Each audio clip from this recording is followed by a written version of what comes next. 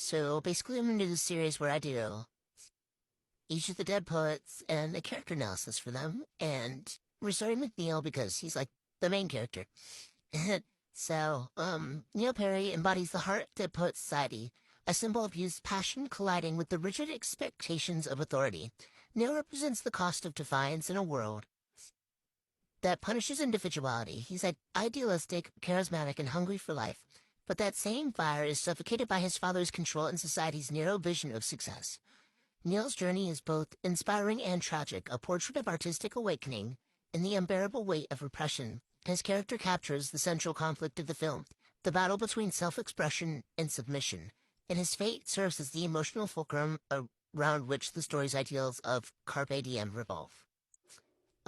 Thematic role.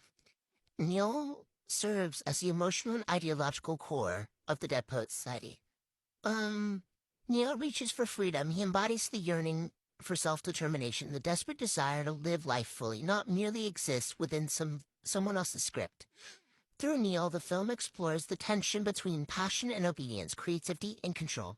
His rebellion isn't reckless, but deeply human, an act of defiance born from love for art and truth. Ultimately, Neil represents both the beauty and tragedy of idealism. He is what happens when the human spirit dares to dream, even in a world that demands silence. He's like a psychological kind of profile thing I did. So the first point I have is identity through expectation. Neil's sense of self is built on the expectations of others, most notably his father's. He's intelligent, charming, and naturally gifted, but his confidence is performative, a mask for the approval he constantly chases. Every achievement is a negotiation between his desires and his father's demands. Between his enthusiasm lies exhaustion, the quiet despair of someone who's never been allowed to define success on his own terms. The second point I have for that is the burden of passion. Neil isn't reckless, he's desperate to live authentically. Acting becomes his emotional awakening, the first thing he chooses purely for himself. For Neil, the stage is liberation. It's where he stops being the son and becomes the self. But that same passion becomes unbearable when confronted with his father's control. His dreams and reality cannot coexist, and the conflict between them tears him apart. His death is not a rejection of life, but of a life where he has no ownership over who he is. My last point for that is the idealism and the fragility of hope. Neil believes in Keating's lessons, perhaps too much. He absorbs the message of Carpe Diem completely, but lacks the tools to survive its consequences. He internalizes hope, and when that hope is, collapses, he has nowhere to place his pain. He's emotionally intelligent but naive, brave but unprepared for the cruelty of control. His downfall lies in his purity, his refusal to compromise the dream once he's glimpsed it. His idealism, beautiful as it is, becomes the very thing that destroys him. Up next we have family dynamics. So I used a quote from the movie. You will not pursue this acting nonsense any further. Is that clear?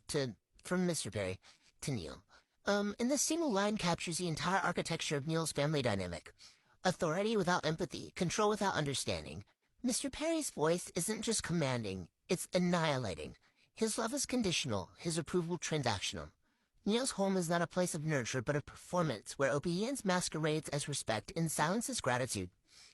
Neil's father represents the most overt and destructive form of tyranny in the film, the kind that crushes individuality under the guise of discipline. Mr. Perry's cruelty is not impulsive, but systemic.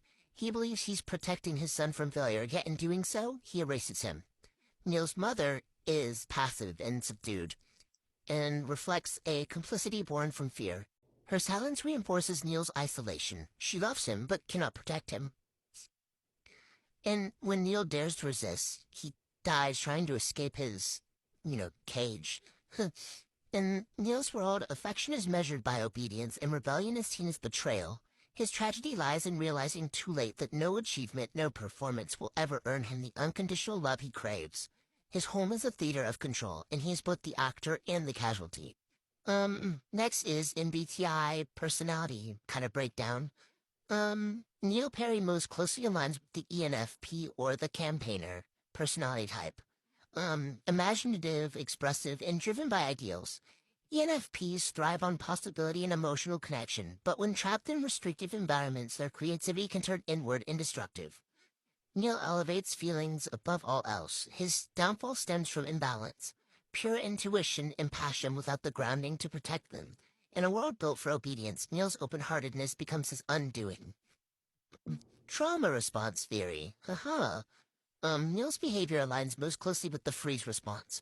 A trauma reaction characterized by paralysis in the face of overwhelming threat or loss of control. When confronted with authority or emotional danger, people often fight, flight, freeze, or fawn. Neil freezes.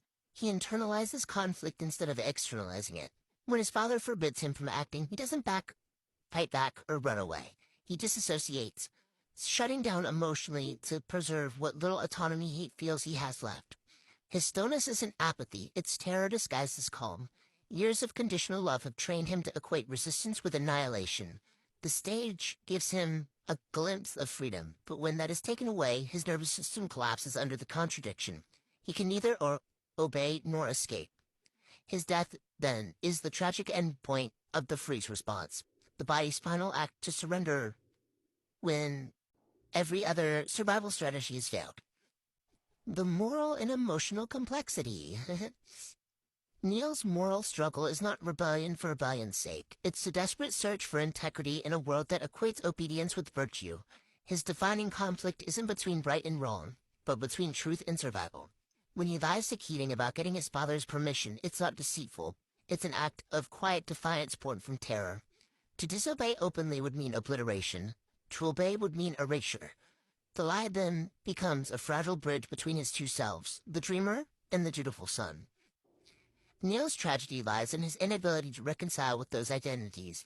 He wants to be good, by his father's standards, by society's, by Keating's. But each defines goodness differently. The weight of these competing moral systems crush him. So when he finally, takes his life, it isn't rejection of morality, but of a moral order that offers him no place to exist honestly. In his mind, death becomes the only safe space where he can stop performing, the only act left that is truly his own.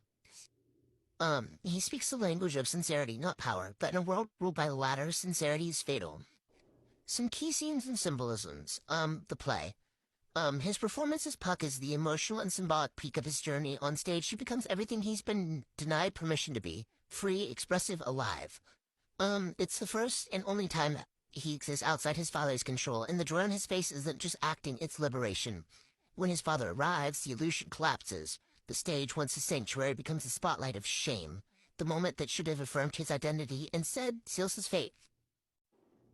The next I have is the confrontation scene with his father that kind of crystallizes his conflict. So his silence is deafening. It's not agreement, it's surrender. His frozen expression reflects years of learned helplessness, and the result of emotional coercion masquerading as discipline. And symbolically, the scene mirrors the film's central theme, art versus authority, and the inner self versus imposed identity. It's a battle he's already lost long before the words are spoken. Then, of course, the death scene, which is drenched in symbolism. The open window representing freedom that's, unreachable. The white snow, pure and untouched, evokes both peace and the chilling finality of escape. Um, his death is not an act of despair, but a final assertion of control. The only decision in his life that's entirely his. Symbolic function. So Neil isn't just a character, he's the soul of Dead Poet Society. He represents the peril of authenticity in an unyielding world. He embodies the dreamer within all of us, the part that longs to live truthfully, even when the cost is unbearable. He's the film's emotional catalyst in its moral question. His death forces both the characters and the audience to confront what Carpe Diem really means. Not reckless abandon, but the courage to exist as yourself in a world that forbids it. We all like to believe we could live as freely as Neil tried, but his story exposes the danger of that ideal, the reality that freedom for some isn't allowed. He's both inspiration and warning, the light that awakens others, and the flame that burns out too soon. He's not just the tragedy of the film, he's the heartbeat. His loss is the price of its message. And then, final thing, his story matters because it's both inspiration and indictment. His passion reminds us what it means to feel, to dream, to create, to want more, but its death exposes the cost of a world that fears that kind of aliveness. So, yeah, there's that.